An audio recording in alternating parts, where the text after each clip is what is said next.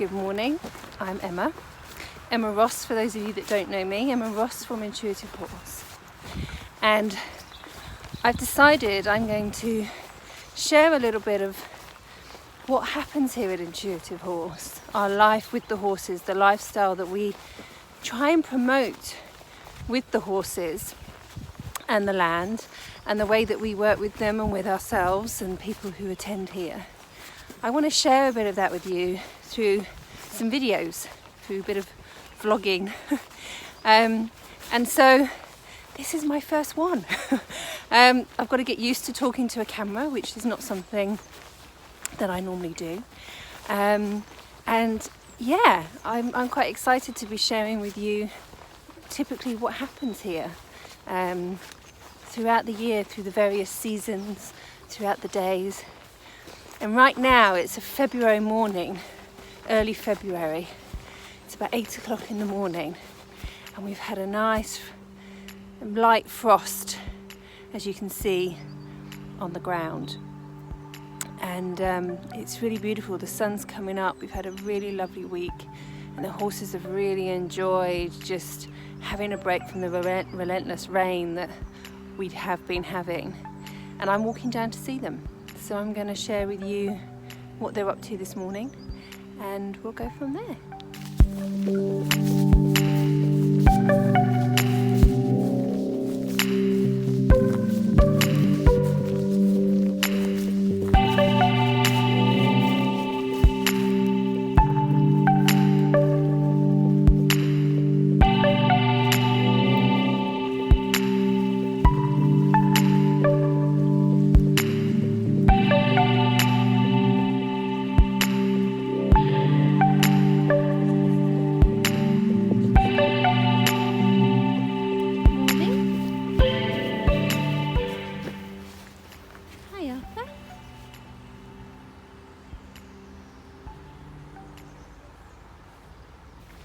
Good morning, Tommy. Hi, Maurice.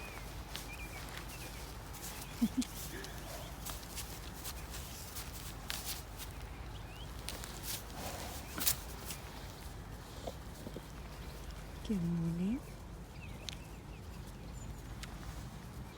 Here I am with the herd. There's Tom in the background, looking his gorgeous self. Arthur's just come out to greet me. Here he is. Maurice. Isn't it just the most glorious morning? All those colours in the bushes.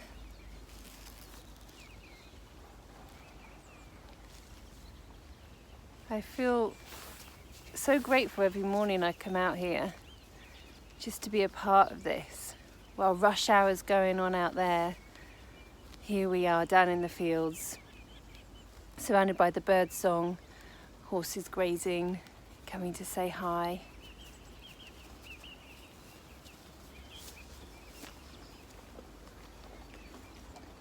And at Intuitive Horse, this is one of the really big things that I feel really passionate about. It's about being in the present moment. And these horses, this is Maurice, these horses live in the moment. They're present all the time. And so when people come here, it's one of the key things that I love to teach people is about the present moment. It's something I seek myself. I'm quite a heady person. Spend quite a lot of time in my head, naturally, I guess.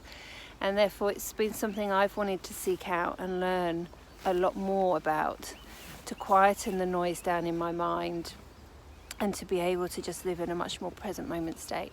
When we're present, we're less anxious, we don't project as much, we are able to see situations a lot more clearly rather than through filters that we've placed there according to past things that have gone on in our lives. The present moment offers so much, along with a feeling of peacefulness when you're there. And I don't mean like in a whoo kind of ungrounded way. It's very grounded. It's a beautiful space, and these guys are in that most of the time, or all of the time. So I love sharing this with people, sharing and helping them experience the present moment, what that means, how to access it, how to find it, and then how to consider bringing that into everyday life. So this is just one way, just stepping out into nature, just being a part of, just taking it all in, just listening to those sounds of the grass being munched on.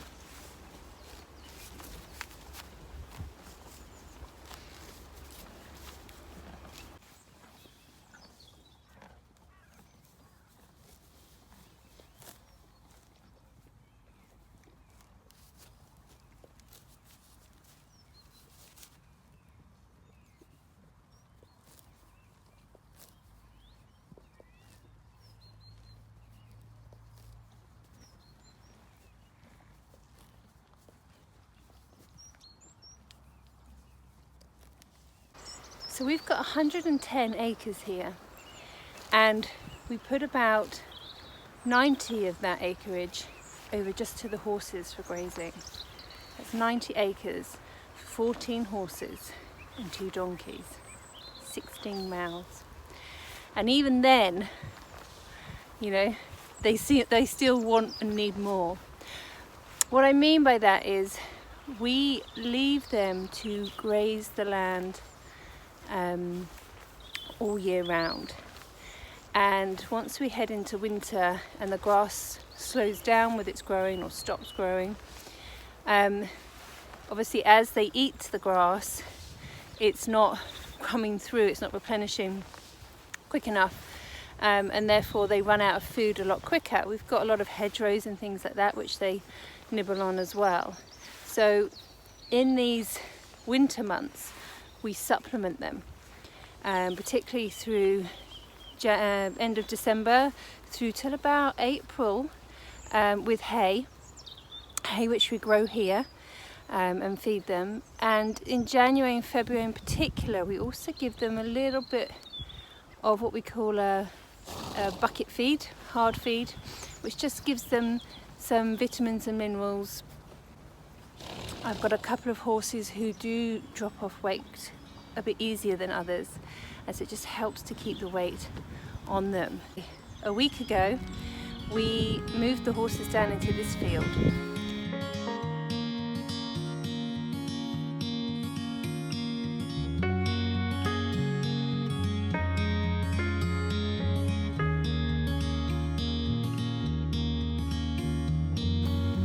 As you can see at the moment, they're just enjoying grazing on the land. We've had such a beautiful week of weather, cold but beautiful sunshine.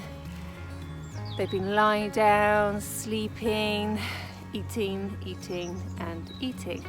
And I think it's what's worked really well with the way that we're doing this now is we hold back fields and grazing for them, so that come this time of year when we're all a bit depleted, we're all a little bit over winter, there's a lot of mud around, and we just want spring to arrive, to then give them this.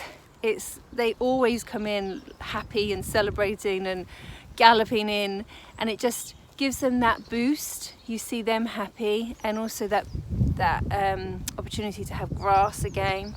Gives us that little bit of a break for however many days we get with the extra feeding routine before we have to start it up again. So it's a win-win all round, really. Not only that, it's better for the land, because our land never gets completely trashed. When we used to have less land, and even when we came in for the first year, and we were feeding in concentrated areas, it really trashes the land. Horses have got big feet and there's a lot of them, and it creates a lot of mud. And not only is it unpleasant to be in, it's also dangerous as well, like I'm sure you can imagine, getting your welly stuck in mud. You know, they've got to pull their feet out the mud, and if they're moving each other around, it can get a bit dangerous and it's not good for their limbs. So this way it's a win-win all round.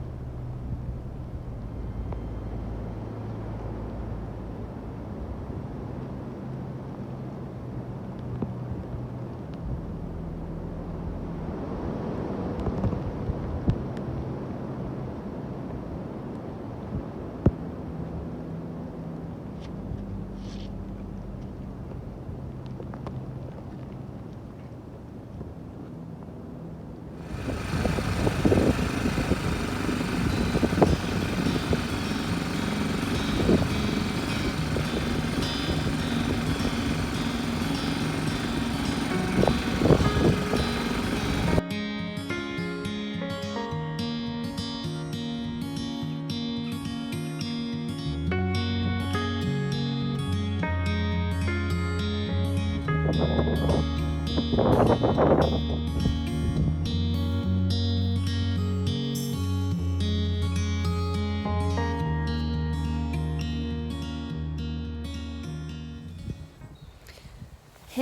so we are in between the two storms, Storm Clara and Storm Dennis, I think it is. It's on its way this weekend.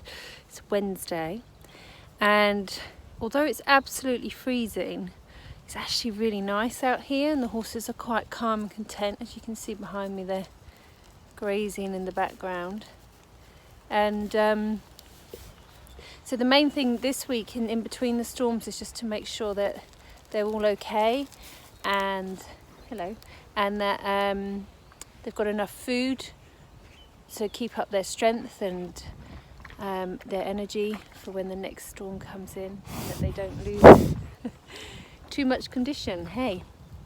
So I'm doing that by giving them hay every morning and a little bit of feed as well as a supplement, to make sure they're getting their vitamins and minerals. This boy. Hello. Okay, here we are in the field, and it's not too bad. It was worse with the storm we had last week, Storm Clara, but still, it's not pleasant. Very windy. There's that kind of fine rain that gets you really wet. We've come to the other side of the field because this is where they choose to hang out, which informs us that this is the best sheltered area, and the wind is coming in from the west, the southwest, and this hedgerow here provides such lovely shelter for them against that wind and rain. And actually it's like I'm in a completely different day here. It's much calmer. Can't feel the wind right now. The rain has eased off. But this is always typical when you have really bad wind and you find the spot where they've been and where they're hanging out.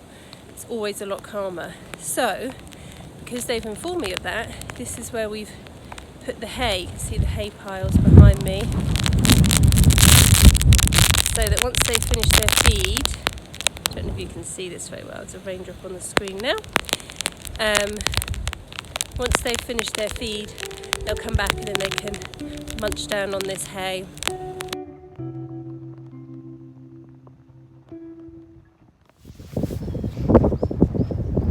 So here we are. Horses are just lapping up the sunshine, as am I.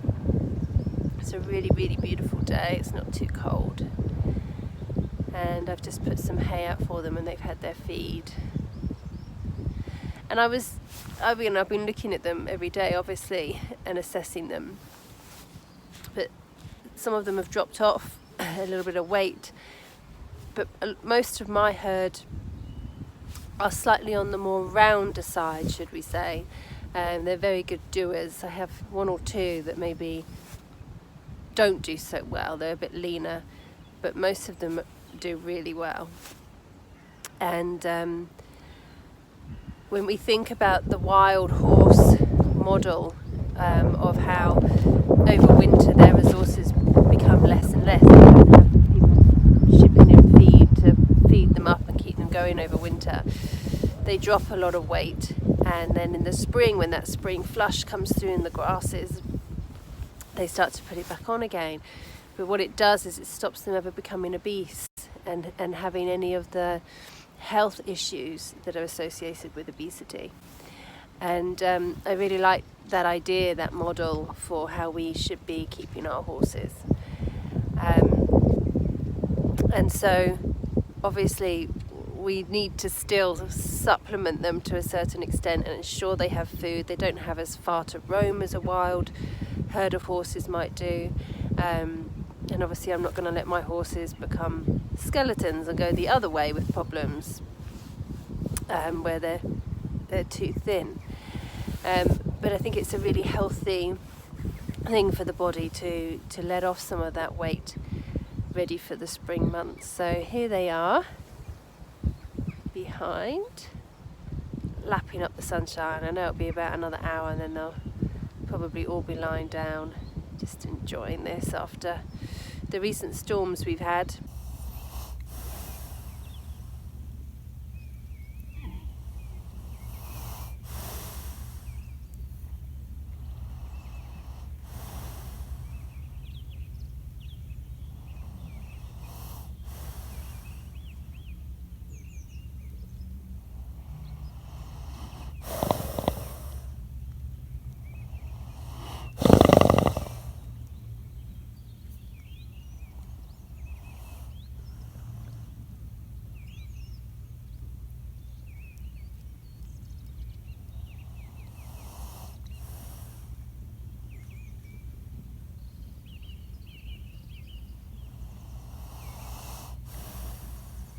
Loaded up the quad bike with the hard feed for the horses. What we've done here is we've created little mini corrals, like little stalls that we've divided up using rope and fencing posts, so that each horse has to come into an individual stall themselves to get their feed, and as they go in I just rope off behind them, and that way no other horse can nick their food and they all can eat peacefully. It's very non-stressful when we feed in this way, and like I said, everyone gets the right quantity and specifics of what they need.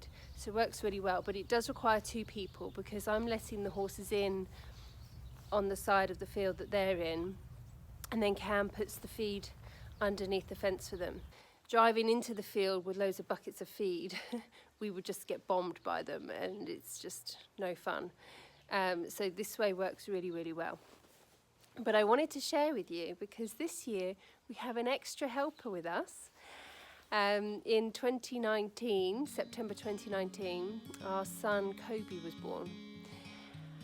So he now comes out with us, so long as the weather is good enough, on the sling. Cam normally wears him and he helps Cam to put the bowls in for the horses. So I'm just waiting for them now to get ready and we're going to pop out and feed the horses together.